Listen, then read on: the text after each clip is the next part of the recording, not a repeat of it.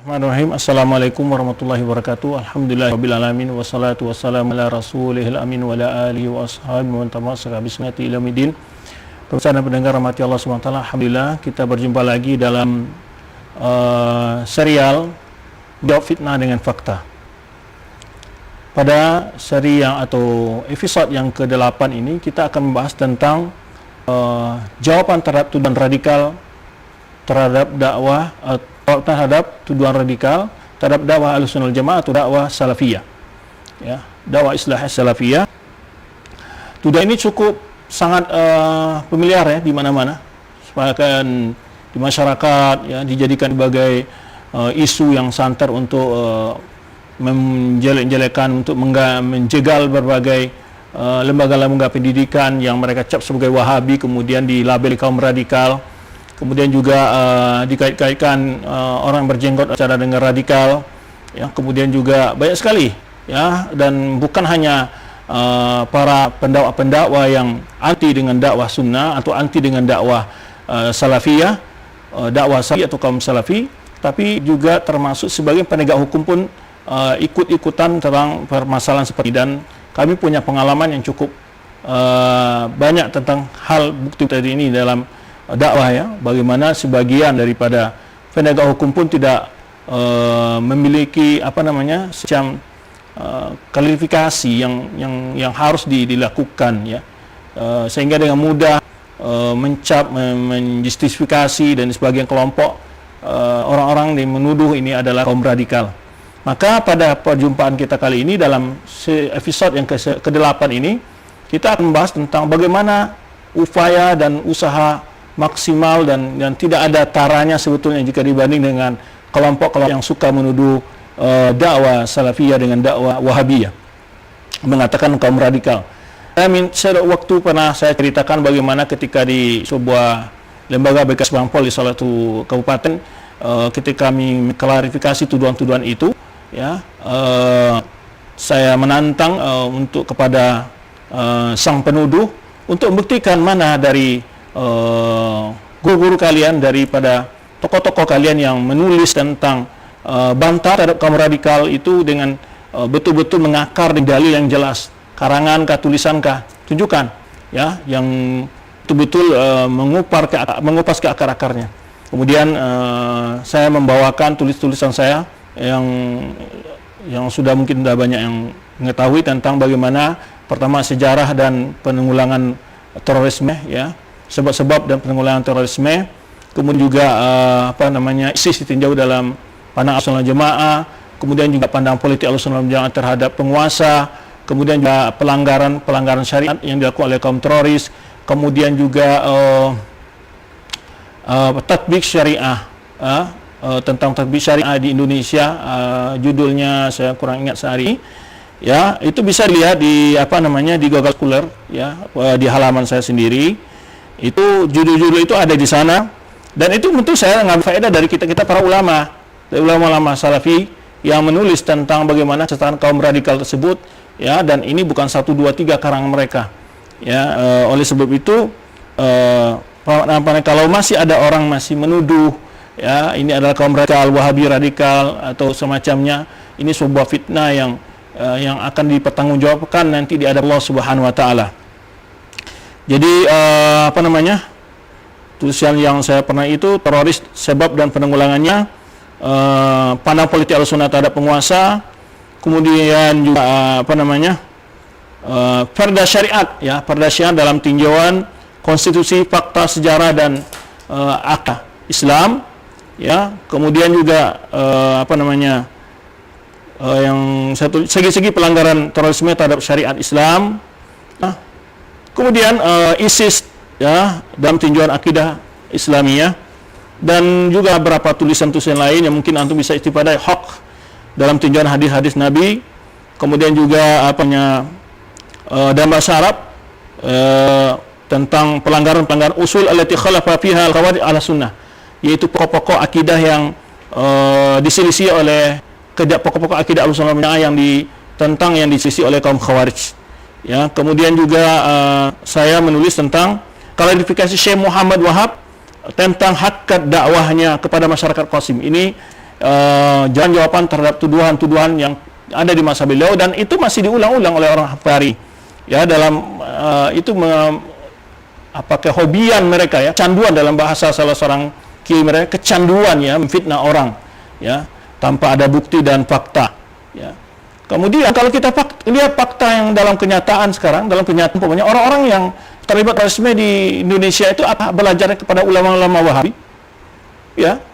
Apakah ulama-ulama Wahabi yang dicari oleh mereka sebagai ulama Wahabi? Apakah ulama Salafi? Tidak ada ya. Sekian banyak dari teroris yang ditangkap di Indonesia, apakah ada bukti mereka itu betul-betul pernah belajar? Saya tahu salah seorang tokoh dari teroris yang ditangkap, itu dia pernah membelajar satu kampus di salah satu kampus di Jakarta sama saya, dan dia mengambil pemikiran itu bukan dari pemikiran di kampus, yaitu dengan karangan Muhammad Al-Maqdisi yang tentang takfir yang dia pahami. Jadi di luar itu udah bukan orang Wahabi, dan itu orang Saudi juga ya. Dan banyak sekali sebetulnya bahkan fikrah takfir ini banyak muncul dari Mesir ya, Ayman Zawahiri, kemudian juga siapa lagi itu, lupa saya namanya, kurang ingat saya hari ini, dan itu tuduhan-tuduhan itu masih banyak di tengah masyarakat, bahkan ya sebagai tuduhan. Dan bahkan saya sendiri, salah seorang tokoh di tempat saya berdomisili ini, itu melaporkan, saya punya bukti di bawah itu, melaporkan ke Menteri ke Dirjen Pendidikan Tinggi kalau nggak salah, ke Kapolri ya, kemudian BNPT, kemudian juga Gubernur ya.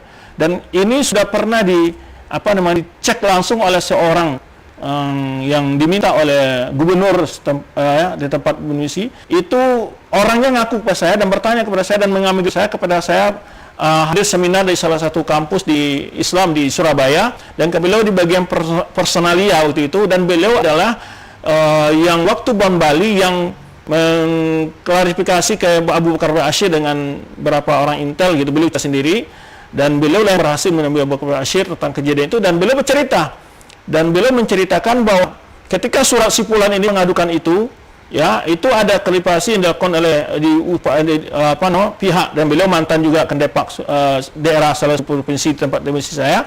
Kemudian beliau diminta oleh gubernur untuk melakukan klarifikasi dan cara menginteli, dan kata beliau, saya tidak mau memberikan tugas ini kepada orang lain, dan saya turun langsung ke lokasi. Dan saya waktu itu menguntit kalian, kampus kalian, kata beliau, sampai ke Papua, kemanapun kalian pergi, saya ikut itu. Saya saya pakai motor, dan saya kayak mancing-mancing. Dia cerita sendiri, dan tidak ada saya temukan apa yang mereka tuduhkan kepada kalian, nggak ada selama tuduhan. Itu adalah beliau yang bercerita sendiri. Saya dipanggil ke kantor ruang beliau. Waktu kita salah seorang dosen lain, yaitu Ustadz Mohson, itu kita hadir dalam suatu seminar. Ketika ketemu, kalian di mana, dari daerah Jember gitu, dari tamu wawancara, beliau bilang bahwa saya pernah bertugas menginteli kalian, dan saya bekerja benar, dan saya tidak percayakan ke pihak lain gitu. Dan beliau sudah memberikan rekomendasi ke gubernur, tapi nggak tahu gimana ya, masih aja isu-isu itu masih disebarkan oleh pihak-pihak yang tidak bertanggung jawab. Maka oleh sebab itu ini adalah saya akan buktikan bagaimana karya-karya para ulama Salafiyah, ulama Salafi yang menulis kitab-kitab untuk menerangkan berbagai penyimpangan radikal, dan bagaimana upaya-upaya mereka dalam melakukan menangkan hal radikal itu. Pertama, kalau kita ambil dari karya Muhammad di antara kaum radikal itu kan menentang penguasa. Di dalam kitab Ushul Sittah ini punya Muhammad Wahab sendiri, itu, dan juga dalam kitab dalam risalah Al-Qasim itu, ini adalah al-aslus salis, dasar yang ketiga, itu beliau konteks sekali menyatakan tentang wajibnya taat kepada pemerintah. Asal kedua adalah tentang wajib menjaga persatuan. Ya, beliau sebutkan inna tamam ijtima'i was-sam wa ta'ah. Jadi kesempurnaan dari menjaga persatuan wajibnya taat dan patuh kepada liman ta'amara alaina, yang menjadi pemimpin kita. Jadi kalau ada orang yang Wahabi itulah anti NKRI, lalu membuat pelang-pelang di depan kampus-kampus RI, di kampus-kampus orang-orang Salafi mengatakan NKRI harga mati. Ya, kami nggak ada orang-orang yang memberontak kok. Kami tidak pernah ajaran kami tidak pernah mengajar orang untuk memberontak. Bahkan kitab-kitab yang akan saya lihatkan ini semua menjelaskan bagaimana akid jelas di kalangan para ulama Salafi tentang bahwa mereka adalah orang-orang yang sangat solid dalam mentaati pemerintah, tetapi tentu dalam hal ma'ruf. Tapi kalau ada pelanggaran bukan berarti mereka main di medsos, main jalan-jalan, tidak ada itu. Dan merupakan pelanggaran manhaj ya. Maka kalau ada mengatakan orang Wahabi, yang mereka katakan Wahabi atau kaum Salafi itu adalah sangat membahayakan NKRI, itu dusta dan bohong nyata. Karena di antara kitab yang kami pelajari semuanya itu mengajarkan kita adalah untuk ada patuh kepada pemerintah. Sehingga kaum Khawarij pun menuduh wah ini adalah kaum Murji'ah. Ya, tak ada patuh kepada orang yang dipimpin kita. Walau kana Habasyian, walau dia bukan dari keluarga yang terhormat, ya. Ya, dan kemudian beliau mengatakan fabayanallahu hada bayanan sya'i'an kafian. Ini penjelasan sangat luas, jelas di dalam Al-Qur'an, diwujuhin min anwa'il bayan, dan berbentuk versi penjelasan syar'an wa qadaran, baik secara syar'i maka beliau takdir. Kemudian ini ya salah satu saya ingin mengatakan karena dalam sebuah pertemuan ya, di Bali gitu ya, dipanggil ketua-ketua sekolah tinggi dan berbicara, itu salah satu tokoh pemerintah mengatakan bahwa ajaran Muhammad itu sumber radikal. Nggak pernah belajar, nggak tahu bagaimana ajaran Muhammad Wahab, nuduh-nuduh sembarangan. Ya, buktikan di mana ada hasutan-hasutan untuk melawan pemerintah dalam ajaran-ajaran Muhammad Wahab atau dalam kitab-kitab Ibnu Taimiyah. Coba jelaskan. Saya ingin bukti, ya. Kalau ada saya akan bakar kitab-kitabnya kalau memang ada hasut untuk melawan pemerintah. Maka ini salah satu bukti kedustaan, ya. Nah, kemudian coba lihat. Saya lihatkan bagaimana fatwa-fatwa ulama, ini kumpulan kitab. Silakan dimiliki oleh para penegak hukum yang mencurigai selama ini kaum Wahabi adalah radikal atau Salafi radikal. Silakan lihat. Ini fatwa-fatwa al-fatwa syar'iyyah fi qadaya asriyah. Fatwa syar'i dalam permasalahan kontemporer. Apa saja pembahasannya? Adalah yang takfir wal khuruj ala ulatul amr wa naqdul bai'ah wasabbul ulama. Ini dicarangkan fatwa-fatwanya, yaitu tentang penjelasan takfir, hukum merontak ke penguasa, kemudian juga naqdul bai'ah, itu membatalkan bai'at, maksudnya para pemerintah yang resmi, kemudian mencela ulama.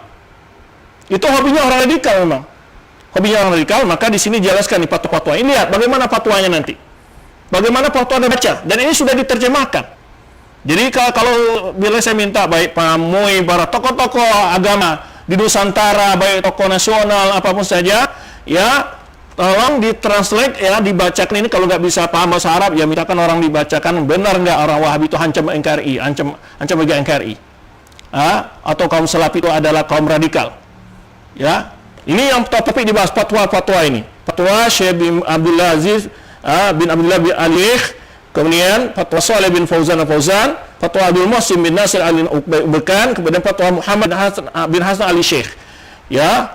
Kemudian di sini apalagi tafjirat wal iqtialat wa khatf at-ta'irat, yaitu menjelaskan tentang hukum apa? Tafjirat, peledakan-peledakan. Kemudian apalagi iqtialat, yaitu penculikan-penculikan. Kemudian wa khatf at-ta'irat, yaitu melakukan pembajakan pesawat. Baca fatwanya, dibolehkan atau gimana? Tidak pernah satupun fatwa di dalam ini membolehkan hal itu. Kemudian apalagi muqatta'ah muntajatul kufar, bagaimana pula fatwa tentang memutuskan memboikot, ya, memboikot itu hasil-hasil makanan-makanan yang nanti dari kafir, ya, pemboikotan. Kemudian mengkafirkan rijalul amni wa qitalihim, bagaimana pula hukum membunuh para barang keamanan, ya, mau disebutkan sini, ya, mengkafirkan mereka. Ini ada fatwanya, ya, semua dilarang oleh ada dalil-dalil dengan lengkap. Begitu bukan 121 penjelasan ini oleh ulama-ulama Salafi, ya, menjelaskan tentang mengharamkan perbuatan tersebut. Kemudian apalagi al-amaliyat al-fidaiyah intihariyah, hukum yaitu tentang bom bunuh diri, hukum bom bunuh diri. Silakan baca buku ini. Fatwa-fatwa ini apakah membolehkan atau tidak, ya. Kemudian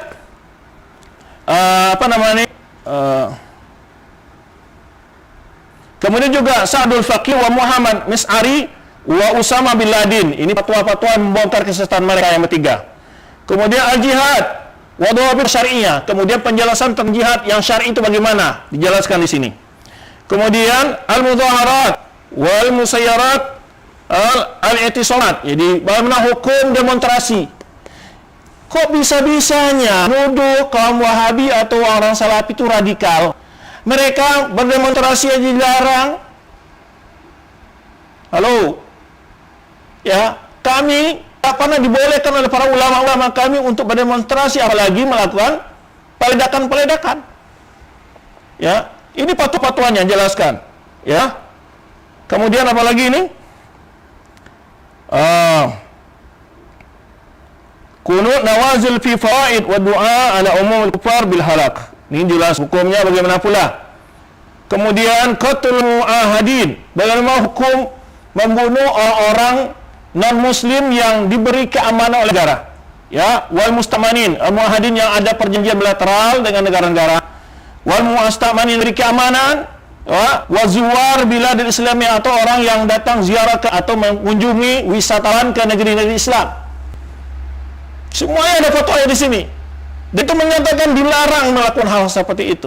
Silakan baca. Kalau setelah ini masih aja keluar-keluar radikal-radikal, subhanallah, memang apa maunya? Ya. Itu namanya candu memfitnah, ya. Kemudian asbab nasar tamkin. Nah, itu penjelasan tentang sebab-sebab adanya pertolongan dari Allah SWT. Ini salah satu kumpulan fatwa. Kemudian kumpulan lain. Kumpulan fatwa yang lain ini. Fatwa al-la'imah, ya. Fatwa al-la'imah fi nawazil al-mudlahimah. Yaitu fatwa para ulama tentang kejadian-kejadian yang sedang menghirup pikuan, yang sedang berbahaya. Nah, kemudian tabriyatu dakwah wa atba' Muhammad Wahab min tuhmat at-tar wal hab.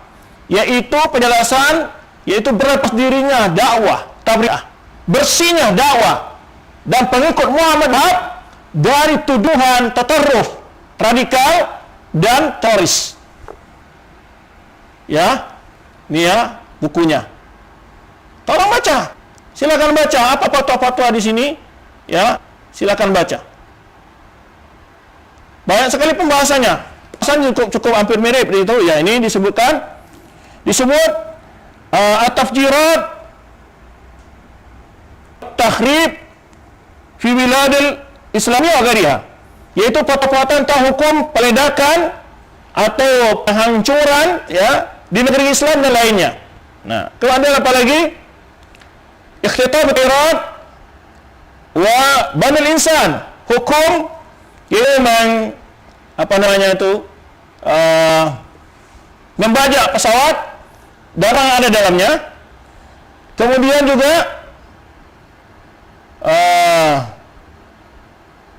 at-tatawuf wa takfir wa syai' min sifat al-khawarij, penjelasan tentang radikal, pengkafiran, ya, takfir, dan penjelasan sifat-sifat khawarij. Nah, kemudian hukukul ulama wa khuruj alaihim wa hukmul khuruj alaihim, yaitu hak-hak penguasa dan haram dan hukum memberontak kepada mereka, ya. Kemudian al-ittirabat wal i'tisamat, hukum mengadakan berbagai macam kericuan, ya. Kemudian a'nu fil ulama, hukum mencela para ulama. Kemudian juga fatwa tentang hukum asy-syai'at wal istima'iha, ya, hukum menerima berita-berita yang hoax, asy-syai'at wa istima'uha. Ini juga ada di sini jelaskan, ya, menyebarkan berita-berita yang tidak jelas dan hukum mendengarkannya. Kemudian aliyat intihariyah, aliyat intihariyah ini adalah percobaan bunuh diri atau bom bunuh diri, ya, bom bunuh diri. Nah, kemudian as-sulh wal jihad, mana hukum berdamai dengan non-muslim, hukum negara berdamai dengan non-muslim, dan jihad, hukum jihad dijelaskan di sini. Al-ightiyalat, penculikan, paham pula hukumnya. Wal mudaharat. Jadi di sini dijelaskan oleh para ulama ini semua hukumnya. Tidak ada yang membolehkan satupun fatwa-fatwa ulama kami yang membolehkan hal yang disebutkan tadi. Ya, ini fatwa para ulama diberi takdim oleh Abdul Aziz Ali Syekh, yaitu Ketua Hayat Kibar Ulama, kemudian Dr. Shalih bin Fauzan, Udhu Hayat Kibar Ulama, dan dikumpulkan oleh Muhammad bin Hasan Al-Qahtani.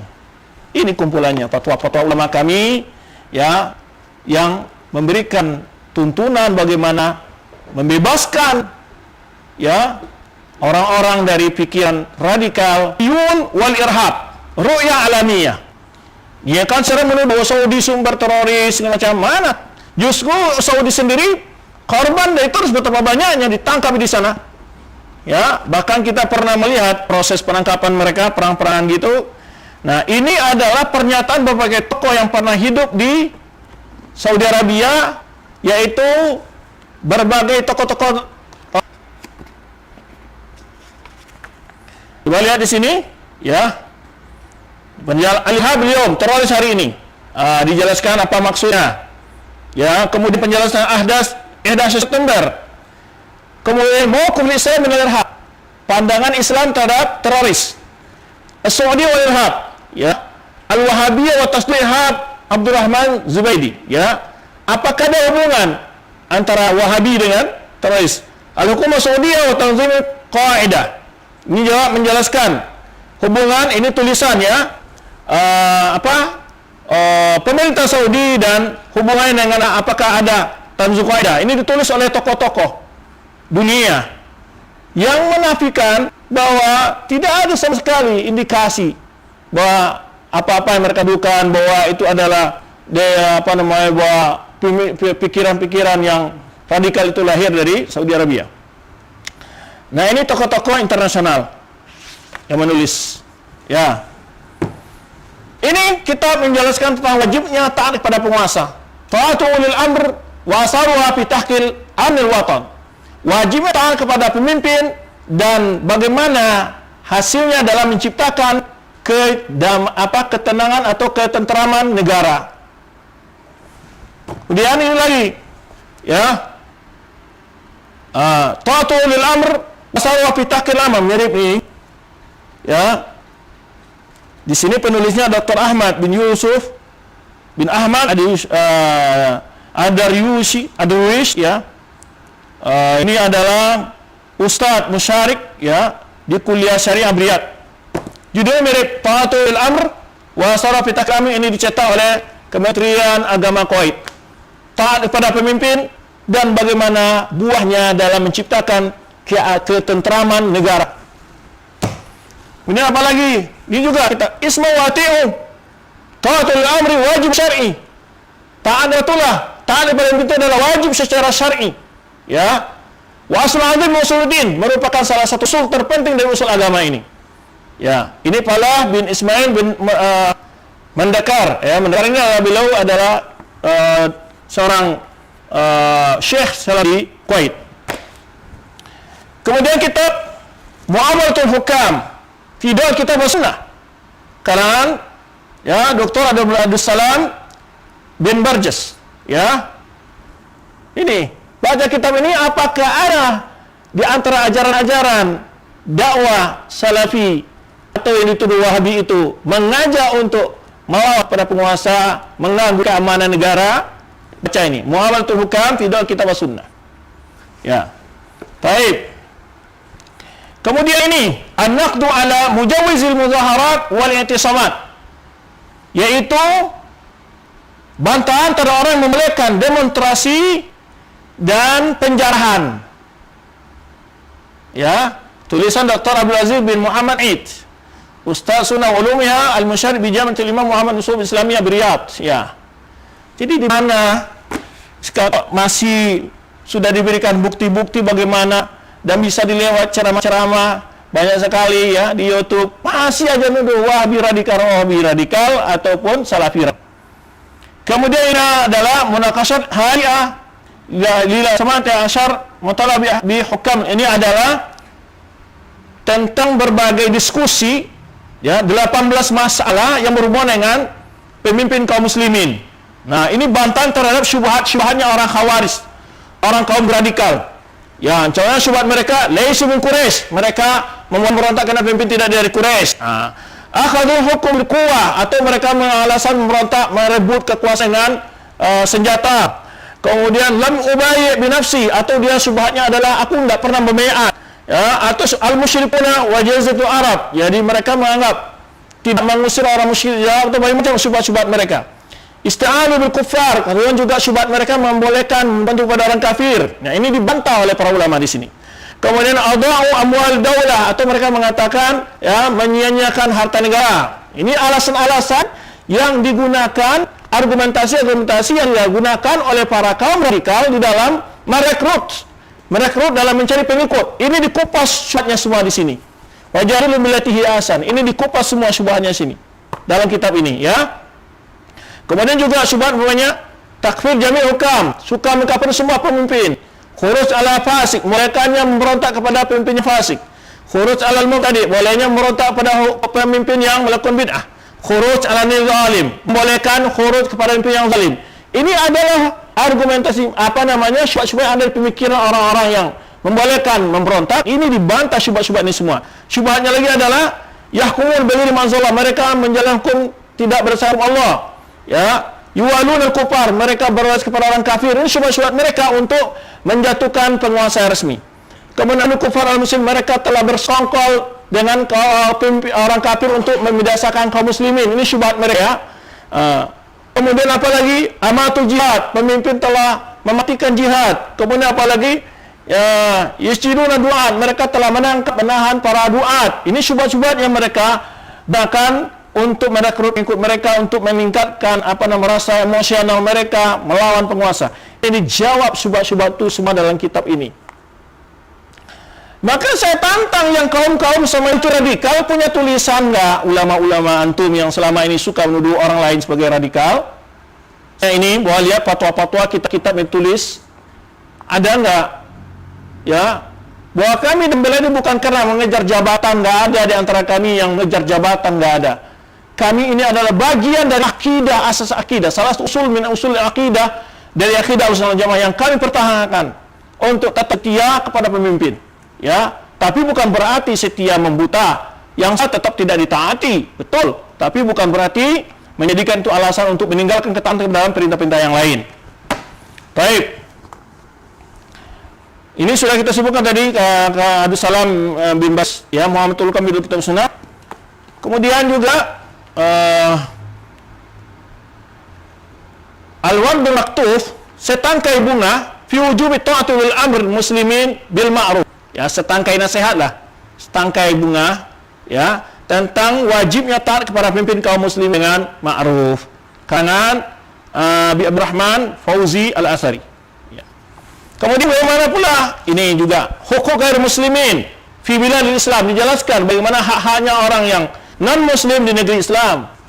Kemudian adalah al-ihkam fi sibri ahwal hukam. Nah, ini penjelasan lebih rinci sebetulnya kondisi-kondisi pemimpin, ya, dijelaskan hukumnya masing-masing oleh guru kami, ya, Profesor Dr. Ibrahim bin Amir Rahili.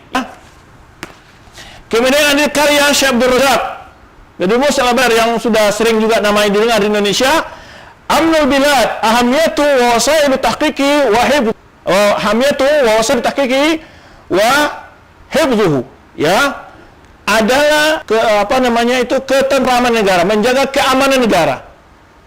Menjaga keamanan negara, ya, pentingnya dan cara-cara jalan untuk mencapai keamanan negara, dan wahib itu menjaga keamanan negara itu. Baik. Kemudian apalagi penjelasan akidah semuanya fil bai'ah wal imamah.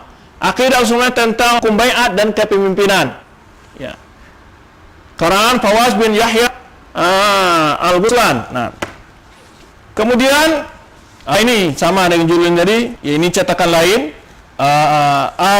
Al-Ahkam, Al-Ahkam fi sibri ahwal hukam, yaitu berbagai hukum, tinjauan berbagai hukum terhadap kondisi berbagai pemimpin, ya, wa masyarakat rakyat fiha min al-ahkam, dan bagaimana seorang rakyat dalam menyikapi tuntunan agama dalam menyikapi hal itu. Kemudian ini ada lagi hasadul irhab, yaitu tentang membahas berbagai efek negatif dari terorisme, ya, terorisme yang ditulis oleh Dr. Nasir bin Misfar Az-Zahrani, dan masih banyak kita lain, teman-teman, ya. Kita masih bingung, nggak bagaimana kalau masih orang suka menuduh dan candu menuduh, apalagi tanpa fakta dan data. Subhanallah, ini sudah memang apa yang ada di dalam hatinya, ya, kedengkian yang berlebihan, kebencian yang tidak berdasar, ya. Allah hasibuhum, Allah yang kami hisab mereka tetap segala hal itu, ya. Demikian penjelasan yang dapat kita bahas. Kemudian insya Allah pada pertemuan yang akan datang, kita akan libur dulu sebentar ya. Besok 9 Zulhijjah, puasa 9 Zulhijjah juga, jangan lupa. Ya, hari Jumat kita insya Allah lebaran. Kemudian Sabtu ada hari tasyrik sampai hari Senin ya. Kita libur beberapa hari setelah hari tasyrik ya. Nanti akan tunggu aja infonya untuk untuk atau episode berikutnya. Tunggu aja info. Insya Allah kita akan lanjutkan episode berikutnya. Ada fakta-fakta yang akan kita kemukakan. Kita tidak perlu banyak berdebat lagi karena syubhat-syubhat mereka akan terbantahkan dengan menunjukkan karang-karang para ulama yang mengingkari, menjelaskan kebatilan-kebatilan Tuhan tersebut. Terima kasih teman-teman. Mungkin pada ngantuk ya atau lapar, minum-minum dulu, ngopi-ngopi dulu, santai wae, jangan terlalu serius ya. Tapi inilah kenyataan di dalam dunia dakwah. Bila kita lihat ya, kadang-kadang orang-orang memang tak peduli dengan menuduh itu, seakan-akan tidak akan dipertanggungjawabkan di hadapan Allah Subhanahu wa taala. Ya, demikian jumpa kita untuk episode yang 8 ini. Moga-moga baik penegak hukum, baik para dai, baik para ustadz, para kiai, para habaib ya dapat menyaksikan bagaimana karya-karya para ulama Salafi atau yang dicap Wahabi dalam menangkal ya radikalisme atau paham radikalisme dan terorisme.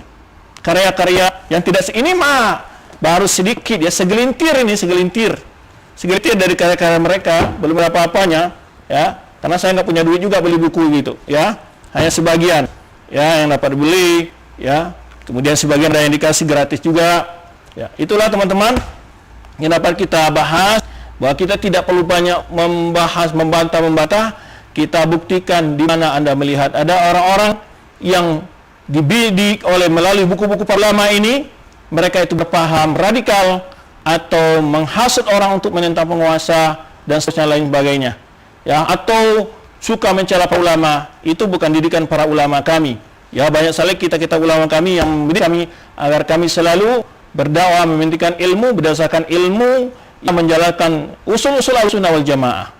Nah inilah ya, demikian. Semoga rangkaian dari episode ini mencerahkan sedikit masyarakat lah. Ya, jangan mudah terprovokasi dengan tuduhan-tuduhan yang tanpa bukti. Ya, dipersilakan berkunjung ke kampus-kampus ya yang di bawah bimbingan kami ataupun lembaga-lembaga di bawah bimbingan kami. Tanyakan ke sana apa yang diajarkan, apa ada kitab-kitab yang diajarkan. Ya, apa benar ada unsur-unsur radikal yang diajarkan? Enggak ada. Sama sekali enggak ada. Dan saya tentang nggak ada yang mengajarkan tentang akidah wajib taat kepada penguasa seperti di kampus kami. Dan bukan hanya di kampus tingkat perguruan tinggi, dari kajian-kajian umum, dari pendidikan dari SD sampai pendidikan itu ada pengajaran ini sampaikan itu. Merupakan usul yang dijelaskan bahwa kita harus memuliakan ulama dan umarah kita. Ya, tetapi kalau ada kesalahan bukan berarti dengan merendahkan mereka, ya, tetap menyampaikannya dengan cara baik dan sopan santun. Bahkan tadi sudah jelaskan, jangankan untuk melakukan tindakan-tindakan radikal ya, muzaharat ataupun demonstrasi saja itu dicegah, dilarang, karena tidak ada faedahnya, justru akan menimbulkan kegaduhan-kegaduhan yang luar biasa. Terima kasih untuk antum semua yang telah ikut menyaksikan dan bergabung bersama kita. Mohon maaf jika ada dalam penyampaian hal-hal yang kurang jelas, kurang memuaskan. Demikian dapat kami bahas pada jumpa kita kali ini. Semoga antum selalu sehat walafiat ya, diberi kesehatan. Jangan lupa bahwa besok adalah tanggal 9 Zulhijjah, puasa hari Arafah yang akan diampuni dosa-dosa yang tahun yang lalu, tahun akan datang oleh Allah Subhanahu wa taala. Satu tahun yang berlalu, satu tahun yang akan datang. Jadi mohon jangan lupa besok puasa Arafah. Kita istirahat dulu sejenak. Dan kita tidak akan banyak lagi komentar-komentar dengan apa yang biar dia bikin rekam video apa-apa saya, kita sudah nggak akan melayani lagi itu. Kita kayaknya berdebat ya pun langsung pun tidak pernah, sudah tidak perlu ya. Kita sudah mengetahui, antum sudah melalui bagaimana mereka dalam berdebat, memotong-motong ungkapan para ulama, membaca sebagian halaman lalu diambil kesimpulan. Nah begitu ya, nggak mau ketemu lah, nggak akan ketemu. Kita kalau debat ada titik tentu yang jelas, kemudian nanti akhirnya kita bisa ketemu pemikiran kita. Itu yang inginnya. Kalaupun tidak ketemu, tidak saling memusuhi, tidak saling fitnah, kayak gitu. Itu pengennya kita. Ya demikian, semoga hal-hal ini dapat menjawab berbagai tuduhan-tuduhan yang selama ini, dapat menyatakan ya berbagai pihak yang selama ini belum mengetahui hakikat yang sebenarnya. Terima kasih. Subhanakallahumma wa bihamdika asyhadu an la ilaha illa anta astaghfiruka wa atubu ilaik. Wassalamualaikum warahmatullahi wabarakatuh.